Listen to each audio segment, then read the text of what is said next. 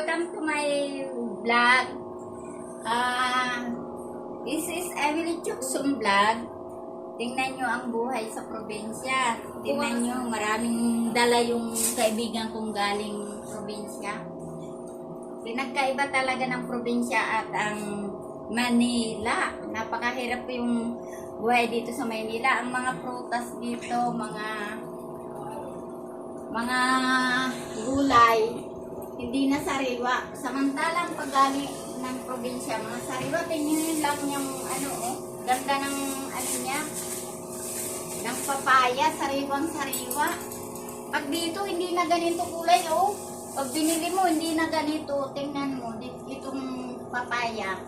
Kaya napakaganda sa probinsya yung mga prutas, yung mga gulay, mga sariwa siya. Hindi gaya dito bibili natin sa Maynila.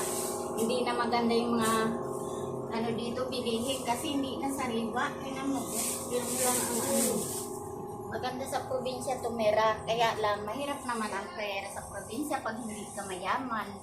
Kasi doon, lahat doon, itatanim mo sa lupa. Pag wala, masipag ka lang doon, yun, kakain ka. Pero kung hindi ka rin masipag, wala ka rin kakain. Hirap ang buhay sa probinsya. Kaya ako, nagbata pa ako, ang hirap ng buhay namin. Pero nung ako'y nagkaedad na nag-isip talaga ako na lumabas ako ng Maynila para hanap buhay ng maayos na makakuha ng magandang buhay. Ngayon, sa awa ng Diyos, nagkaroon din ako ng mga kaunting negosyo at ito sa nag-vlog na ako para makatulong din sa iba. Kaya guys, huwag nyo namang kalimutan suportahan ako sa aking mga vlog.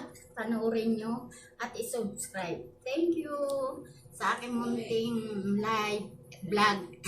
Thank you, bye.